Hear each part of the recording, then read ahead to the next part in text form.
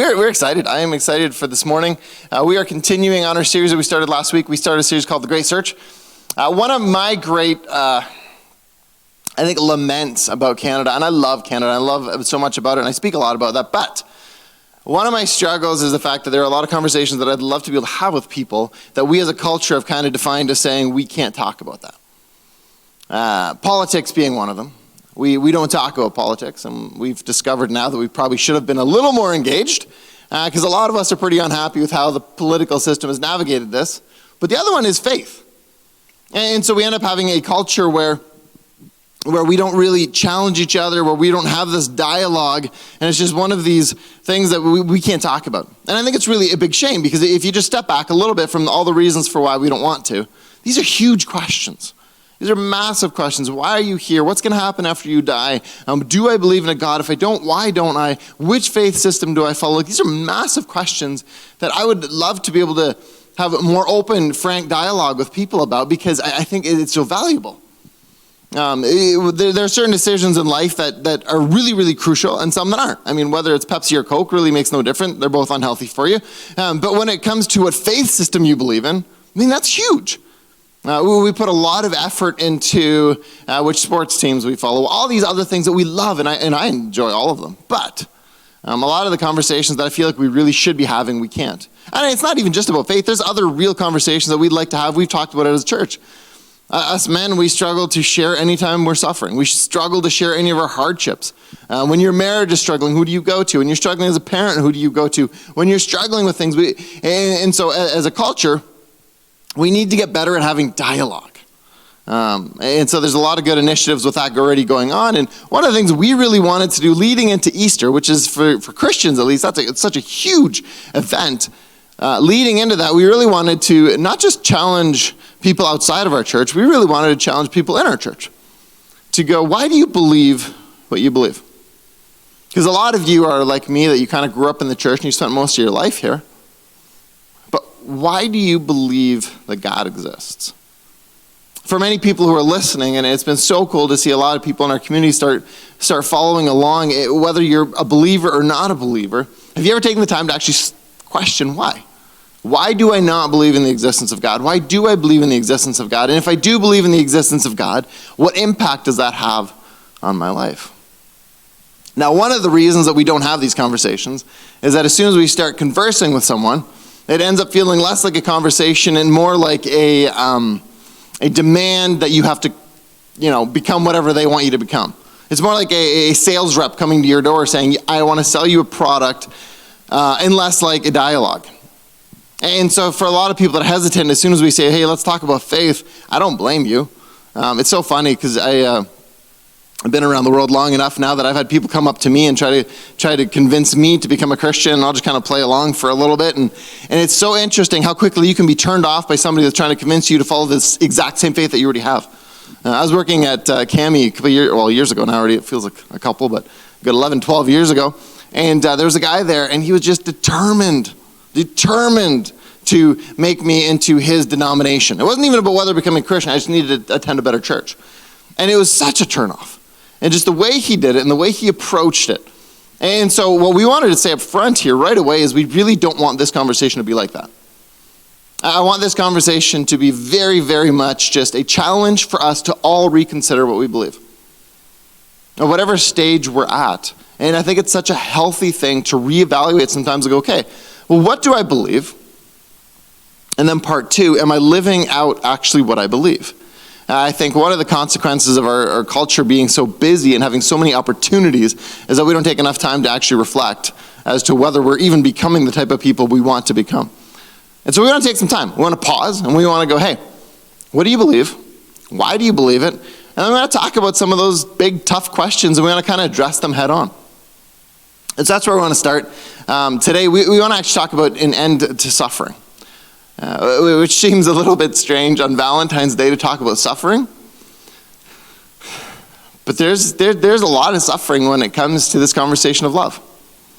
I don't know what your circles have been like during COVID, but for a lot of my circles, for my own family, this has been a challenge.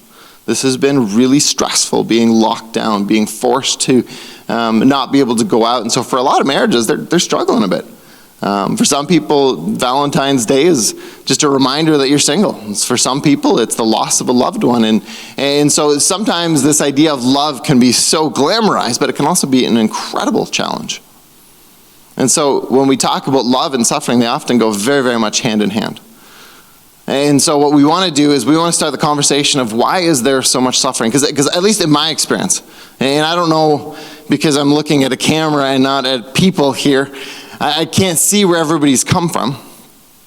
But in my experience, at least when we start talking about faith and we start talking about God's existence, most of the dialogue isn't actually about the belief in God.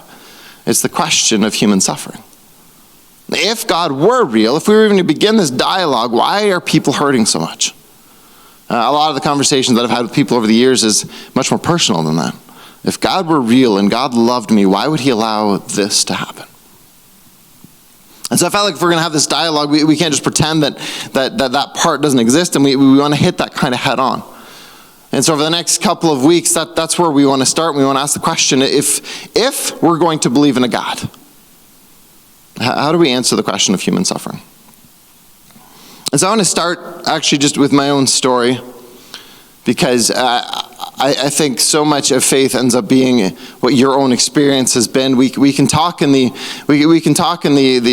upper echelons of academics, but really I want to be on the ground. And so I want to talk about what our experience has been and why we've come to the conclusions we've come. And this question, at least for me, has been a big part of my own journey. So my own journey with faith, really, I've never really doubted God. And I'm not sure if that's because I grew up in the church, because I know lots of people who grew up in the church who doubted God, if that's just my own conviction, but that was never really a struggle for me. And I'm not going to exaggerate and say I've ever come to a place where I think, I'm not sure if God exists. I think my struggle more growing up in the church was watching our church go through some really dark years, watching people leave the church, watching there being some infighting. And so as a kid, you're trying to wrestle this through. And so I think my doubts and my struggles were more with the church than they would have been with God. But I do remember there are two very specific times in my life that I've gone through significant challenge to that belief. And so I want to talk about those two a little bit, because they formed actually a lot of who I am now and the way I see things and the way the world looks to me. And the first one is, as a kid, the reality of death. I remember very vividly my sister coming home from a youth event, and her and mom were talking about what they had learned, and she was just talking about this whole idea of there being an afterlife. And this whole idea of eternity being so long. And for whatever reason, I'm sure I had heard that before. I think I was in like grade 5, maybe 4, something like that. I'm sure I'd heard it before, but something clicked, and this idea of death and being alive forever or not being alive forever, regardless, just absolutely terrified me. And I remember that night so vividly, and this was a couple years afterwards, where I really, when everything got quiet at night, and I never thought about it during the day, and we rarely do, but when everything quieted down, and I lay down, the first thing that would hit me is this idea of what happens next? What happens when we die? And if we go to heaven, what does that look like? And is there a hell? And what would that? And all those things, and they just flooded. And it's actually where I've learned most of my love for music, because the only way I could get my brain to shut down was BX93. And so we didn't have your fancy iPods and pads and iTunes and all that crap. So I had BX93. And so I had my little radio beside the bed, and it was literally the only way I could get my brain to shut down. But in the midst of all of that, and in different moments, and as a kid, again, because I'm this was probably between grade 4 and 9, that was probably the worst. I mean, on and off, not every night, but really struggling to articulate what I feel, but it really began to form a lot of the way I felt about God. And there was a lot of questions there. Where did God come from was a big one. And then what is heaven going to look like? And that led down all sorts of rabbit trails. But it was at a very young age, and maybe that's been a lot of other people's experience, I have no idea, but for me I was just like, man, this seems really heavy at this age, but it was good. In hindsight, I was glad I had that wrestle, because I think it actually stabilized a lot of my faith. because it forced me to ask some of those questions. And so then the second one really, it was in my early 20s. And this one was a bit unique because it wasn't so much a question about whether God existed. This became the question of whether or not I wanted to follow the God that I believed existed. And there's a significant difference between believing in someone and following someone. And this was, for me, that was a big thing, because I spent my whole life in church. Like I say, I grew up here attending actually the church that I pastor now. I've spent most of my life here. I even went to Bible college a year after high school. I was baptized, but I never actually pursued God. And so it was something that I believed, and I think a lot of it actually had to do with the fact that I was so afraid of dying, because I needed my insurance policy that I wouldn't go to hell. And that's really what my faith had become, and that was the extent of it, that I needed God, and I needed that part of my life because it helped quiet my fear. And so that had been very much what faith had been to me, what God had been to me. And then there was this moment, we had moved to Hamilton, Josie and I, and so we were living there, and we were on this college and career retreat. And I've talked to, if you guys have been to our church, I've shared about this moment a few times, but it's such a pivotal moment in my life.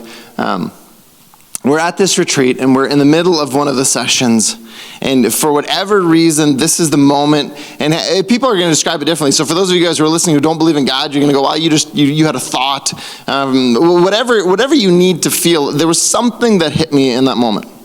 And the only way I could describe it, and the only way I could understand it, was that it felt like God spoke to me. And as crazy as it sounded to you, it sounded just as crazy to me in that moment, because I'd never experienced that before. I'd had moments and services and stuff where he'd been moved or whatever, but this idea of that God would actually speak to me, like, it completely rattled me. And so in this moment, God speaks, at least what I believe God speaks, but he doesn't say anything crazy. What he literally says to me is, you need to decide what you believe. And I don't remember verbatim, and I think probably every time I tell this story, I use those words a little bit different. If I were smart, I probably would have journaled it right after. But I was so struck by this moment. And I was struck in a couple of different ways. The one was that I felt like God had spoken to me. But the second was, and I see this more now in hindsight, was the amount of grace that God was having on me in that moment. Like, you got to think about this for a second. So just follow me. So if you're listening and you're like, I don't believe in God yet, that's fine. But just follow me for a second. If God exists. So I had been living in that day, that way that God existed. That's how I was living. I had been baptized. I had publicly declared I was going to follow him. I had gone to Bible college. And yet I had never pursued him. And we're talking years now. I mean, this is 3 years after I was baptized. I've gone through Bible college, and he doesn't come to me in a demeaning and demoralizing and dehumanizing way. He just, in a gentle and very inspiring way, says, you need to decide what you believe. And I find that moment so intriguing, and that's why with this series, I really want that to come across. Because that was my experience with God. My experience with God was gentle, and it was kind, and it was caring, and it was compassionate. And I don't want to come across as somebody who doesn't believe, as somebody who's judgmental and mad about it. The challenge he gave me wasn't even that, Albert, you have to believe in me. You have to believe it. It wasn't even that. It was, you just need to decide. You're going to spend your whole life pretending one thing and living another. And so I actually took a significant amount of time to make a decision. I spent quite a bit of time thinking about it, because I also knew, to make this part of the story short because I don't have time for all of it, but I also felt or was very compelled in that moment that it also was going to require a change of career. I didn't know to what. I was pursuing policing at that point. I had just finished my first interview with Hamilton. I was very excited about it, and somehow I felt like this was related. Now in hindsight, I can see the path, but at the time I had no idea. So I spent quite a bit of time really thinking it through. And that's really what we want to do in this series. And so as we start this morning talking about suffering and kind of why I've come to the conclusions that I've come, I really hope that if I can do anything through this series, it is that I can come across the way God came across to me. and to let you know that if you're following and you don't believe in God, I still love you as much as if you did. And God still loves you as much as if you did, whether or not you believe in God. And so I really want that to come across. And so my hope is that that does. So with human suffering, instead of going into the depths of the discussions right away, what I wanted to start with was the question of where I've landed with God and human suffering. Because to me, this is by far the hardest part to believe. If you know me at all, I'm a bleeding heart, through and through. I have been, as long as I can tell, I have always rooted for the underdog. I am very, very compassionate by nature. I am a sucker to help anyone, and that's been a big part of my life. And so as I've grown up, helping those who suffer has been a big part of what I've done with my life. And so my job is a big part of that, is why I'm here, because I really wanted to make a difference in people's lives. I wanted to use this platform to help alleviate suffering in marriages, to help alleviate suffering that people were going through in the number of other ways that people suffer. And so in the one sense, it's been really good. But in the other sense, it's also been really, really heavy to carry, because when you're in a position the way I'm in that position, you see a lot more suffering. I don't just hear the story of friends and families. I hear endless stories of people hurting. And then part of the other thing that I've been able to do then is travel quite a bit. And so from a global standpoint, been to places and seen a lot of poverty and seen a lot of destruction. And so when we look around the world and we begin to think about the suffering, and we begin to think about the amount of people today that don't have the luxury we have, that are suffering, whether it's through poverty, whether it's through slavery or trafficking, whether it's through the corruption of a leader. There are so many endless ways that people are suffering. But it's not just global, it's local. People are suffering because they were born in the wrong color of skin for the area that they were in. They suffer because people decided that they were too ugly for whatever they deemed as beautiful. They suffer because they're overweight, or they're underweight, or they're too short, or they're too tall, or the endless other ways that we force other people to suffer. And so this begins to take a big weight when you begin to see all of this. And then you add in the first responder piece, and you respond to these suicides, and you see this hopelessness. And there are days where I'm just like, God, if you're real, why are you allowing this? I heard a conversation a few weeks ago from Jonathan Reckford, who I'd never heard of before. But you will know the organization, and he is the CEO of Habitat for Humanity, their global arm. So not just Canada, but their global one. And so he was talking about the impact of Habitat for Humanity, and so it was really, really encouraging, except for one sentence that he said. And he said what he's seeing right now with this pandemic is that all the advances we've made in the last 20 years have been eliminated. All the advances in poverty reduction are being eliminated because of the effect of the disease and the fear and the lockdowns. You look at Yemen, I think 80% of the people there are at risk of extreme poverty and disease. And in that, just all of it, like we can just go on and on and on with this idea of human suffering. And for me at least, that gets so incredibly heavy. And so we can have this conversation, does God exist? But the way my brain is wired, if he doesn't care, then I don't care. Him existing and not caring about humanity really seems to me a useless conversation then. And so where my heart is wired is in this one, and that's why I think I'm starting here, because for me this is the one that I've had to really try to find a way to reconcile. And there's definitely been moments where I've just kind of gone, I don't even know if there's any hope left. Another news of another famine hitting, of another leader going corrupt, the endless things, and you kind of, is there any hope? So in that search, then I've looked for it other ways. And so one of the ways that I've just looked for is you look for it in politics. And a lot of the discussion right now is that way, because when you look at Canada and the US, there's a lot of conversation about poverty. And a lot of it has to do with, okay, well, we got to take the money from the rich, and we got to give it to the poor, and we got to put in some new laws, we got to protect the vulnerable. And a lot of it is encouraging unless you understand history, and then you realize that there has never yet been any system implemented by government that has fully eliminated human suffering. No government has ever been able to do it. I would argue, when you look at Canada, we have about as good as it gets. We have social services. We have people who take care of the vulnerable at every age. We have government assistance programs. We have endless things, and yet we cannot even eliminate suffering here.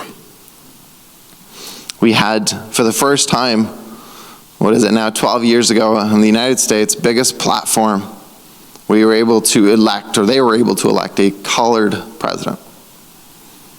But it didn't end racism. We in Canada have had a female prime minister, and it hasn't ended sexism. And so when I look at a lot that's out there and I go, man, if politics can't do it, if the smartest people, the highest paid people cannot come up with a system that's going to alleviate human suffering, then where in the world do I find hope? So for me,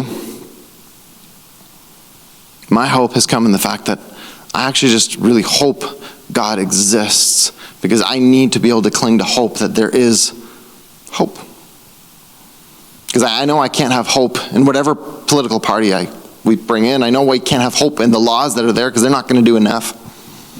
And so my own conviction has come to a place where my hope is in the fact that I actually hope that God exists. A few years ago, I heard one of the speakers that I really enjoy listening to, Earl McManus, a pastor from LA, and I don't know, for whatever reason, I connect deeply with him. We've met once. I've said like 2 words to him, but for whatever reason, whenever he speaks, it just seems like he gets me. So Elmer, LA, I don't get the connection. I have no idea. But anyways, he told a story. He was speaking at a school, and I don't remember why he was there. I don't even remember what he was talking about. It was a question that someone asked him at the end. And so someone said to him, he said, listen, I had an imaginary friend growing up, but at some point I grew old enough where I understood that that imaginary friend wasn't real. How can you still believe in an imaginary God? And I was kind of like, oh man, what a question. Like, hey, the phrasing is very unfair. That's a very unfair question. But regardless, it was his answer that really stuck out to me.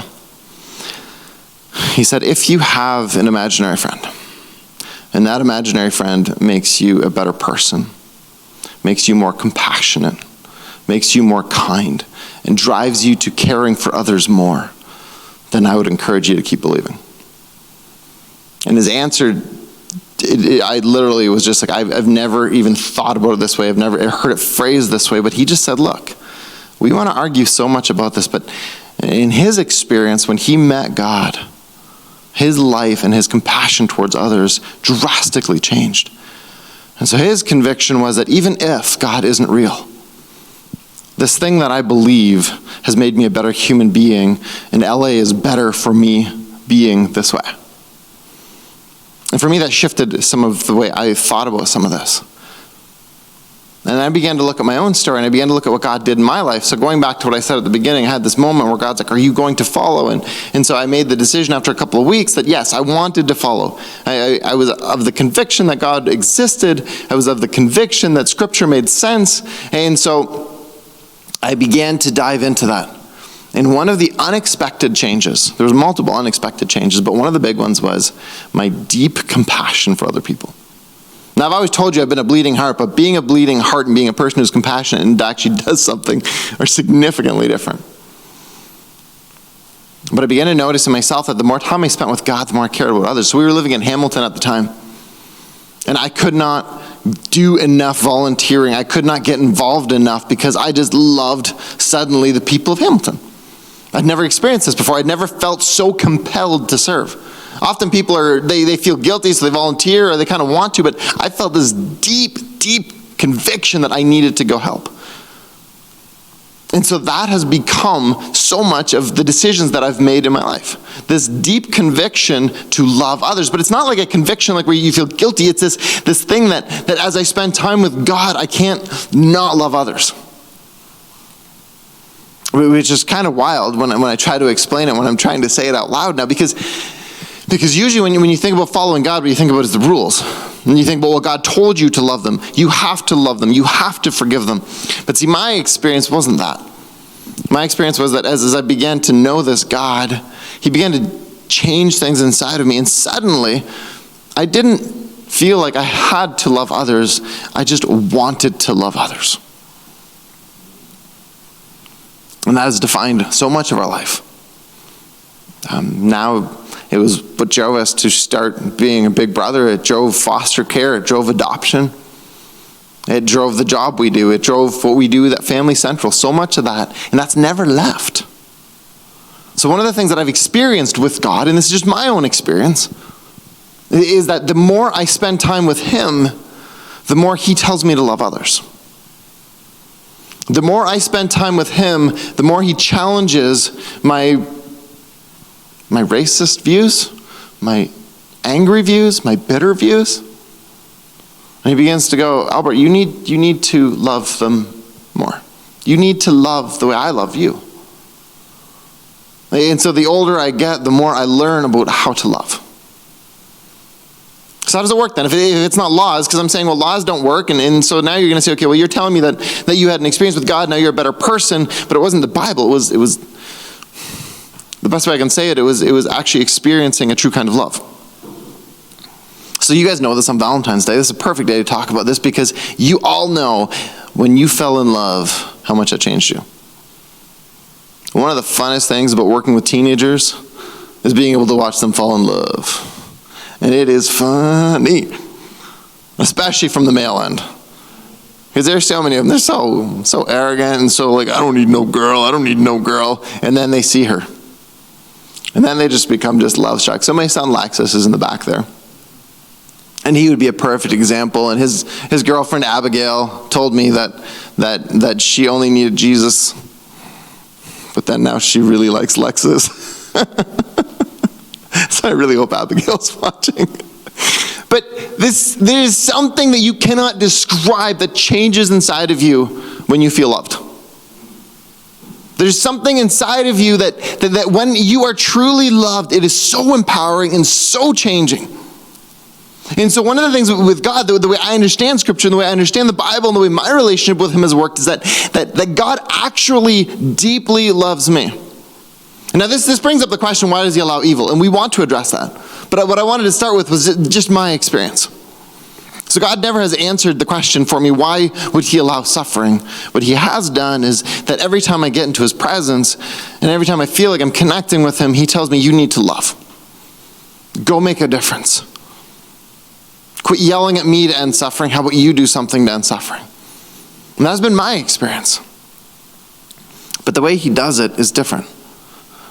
So as a 20-something-year-old, I had a lot of struggles with self-confidence. That was one of my big ones. Selfishness, insecurity. There was a fairly long list of things I struggled with. And what I began to experience as I gave my life to God was that I began to believe that I was actually worth being loved. And again, this goes back to what Erwin said, and it begs the question, if God exists and he loved you, would that matter to you? And for me, it changed everything. And so I believe that the God of the universe actually created me, that all my shortcomings were okay because he didn't expect me to be perfect. A lot of the guilt I had on things that I had done, he took away, he redeemed it. And as he was doing that, suddenly I began to see others differently. And so as he made me aware of the stuff he was changing in my life, suddenly I looked at Josie differently. And now I wasn't just seeing the faults, I was actually seeing the person, and I loved the person. And it allowed me to forgive better, and it allowed me to be kinder, and it allowed me to share this grace because I had experienced it. It's often said that you cannot give to others what you've never received. And there's no way your spouse can love you enough. There's no way anyone can love you enough that you can love others unconditionally without experiencing the love that God has for us. So that's where I landed. That's where I came to that conclusion where I'm like, the experience I had with God was one that said, I want more of that. And so now when I'm looking out at the world and I'm looking at the fact that we still hate people based on the color of their skin and their size and their intellect and all these other things that they can't even control, the only thing that gives me incredible hope to continue on and keep pushing is the fact that I believe that God actually cares about them more than I do. And so my conviction has been that I just want to follow God where he's leading me. And where I know he's leading is that every human being has a right to feel loved and valued and worthwhile. And so if you're listening and you're like, well, I still don't believe in God, and that's okay. I'm not trying to convince you through my story. I'm just telling you what I've experienced. But I think where we can kind of conclude and kind of agree at the end here is that the one thing the world does not have too much of is love. And so I said at the beginning of the series, I do not want this just to be a pie in the sky, theological or doctrinal or way up academic level. I think there's spaces for that, but I wanted this to also have a lot of rubber to the road kind of stuff. And so my challenge to you this morning, whether you're listening and wherever you are in your faith journey, is to make the decision to do two things. The one is allow yourself to be loved. And the second is be intentional about loving those around you more. COVID has done a lot of bad things, a lot of things that I hate. But the one thing it has done is it has forced us to have smaller circles and be closer connected to those in our own home. And I think if we can come out of COVID and we've learned one thing and we've done one thing better, it might be just to be more intentional about loving the ones that are very close to us. I can't solve all the suffering worldwide. But it can certainly start by working to end the suffering in my home and those around me and the community that I've been placed. And so wherever you're at, that is my hope that we can join in that. To say we're going to try to love more today. We're going to try to give more grace. We're going to try to give more compassion. Give more kindness. One of the things, and I'll close with this, there's a passage written in the book of book of Galatians, which is written by one of the early kind of leaders of the church. But he's describing, the things that are going to happen to you when you have the Spirit of God living in you. And a lot of things that people assume it's this holiness and it's this perfection. But this list is really interesting, and I think it points to who God desires us to be. It says this, he says, but the fruit of the Spirit, so the things that you're going to get when you live by the Spirit is love, joy, peace, forbearance, kindness, goodness, faithfulness, gentleness, and self-control. And so when I read that, and I'm reminded that what God wants to do in my life is not just to demand that I be perfect, but he actually wants to help me get to a place where I can love my wife and my kids better, where I can actually learn to have grace with people, where I can actually learn to be kind and loving. And so that's been my experience with God. And my hope this morning as we've been talking as to whether or not you can believe that God is real, just know that you are loved. And that you are valued and that you are worthwhile. There is so much suffering that happens in silence and happens alone. And this morning, wherever you're at, I just want to encourage you guys, if you are struggling today, reach out.